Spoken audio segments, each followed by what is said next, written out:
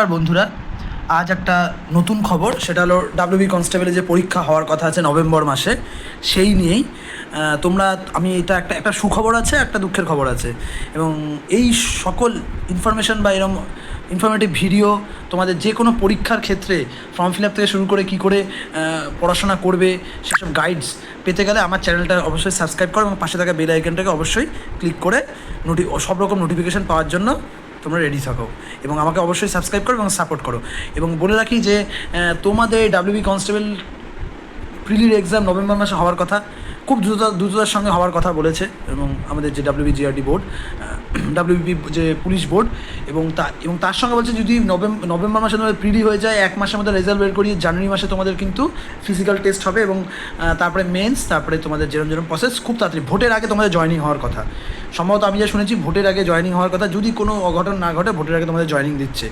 তার সঙ্গে সঙ্গে বলে রাখি প্রায় 93,000 ফর্ম রিজেক্ট হয়েছে, কারোর ফটো জন্য, কারোর নাম কেটে গেছে, কারোর বিভিন্ন কারণে, কিন্তু 93,000 ফর্ম রিজেক্ট হয়েছে। তোমরা ভাবছো তাহলে 93,000 ফর্ম যদি রিজেক্ট হয়ে থাকে তাহলে কি আমাদের জয়েনিং হবে না? হ্যাঁ, এইটা অবশ্যই হবে। তোমাদেরকে তাহলে আর কিছু করার নেই, মানে তোমাদের যদি যাদের ফর্ম রিজেক্ট হয়েছে তাদেরকে কিছু না, তাদের আর কিছু করার নেই। কেন অলরেডি কিন্তু তারা কিন্তু স্কুল বা সিট অ্যালট হয়ে গেছে, নতুন করে তারা স্কুল বা সিট অ্যালট করবে না। কীভাবে দেখতে হবে বা কীভাবে তোমাদের তোমাদের ফর্ম রিজেক্ট হয়েছে না সেটা দেখবে। আমি আমার ভিডিও ডেসক্রিপশানে আমি লিঙ্ক দিয়ে দিচ্ছি এবং তার সঙ্গে সঙ্গে ওই লিঙ্কে ক্লিক করে সেখানে তোমার এনরোলমেন্ট নাম্বার আর আমি দেখিয়ে দিচ্ছি, অবশ্যই দেখিয়ে দিচ্ছি, তোমরা এটা দেখে নাও, সব থেকে ভালো হয় ওটা। দেখো ডেসক্রিপশানে যে আমি যে লিঙ্কটা দিয়েছি ডেসক্রিপশানে, সেখানে কিন্তু ক্লিক করলেই এরকম পেজ খুলে যাবে। সেখানে তোমাদের রেজিস্ট্রেশন মোবাইল নাম্বার যেই সময় তোমরা রেজিস্ট্রেশন করার সময় যেই মোবাইল নাম্বার দিই সেটা, এবং ডেট অফ বার্থ, এটা দিয়ে সার্চ করলেই তোমাদের কারণটা দিয়ে দেবে কেন তোমাদের ফর্মটা রিজেক্ট হলো।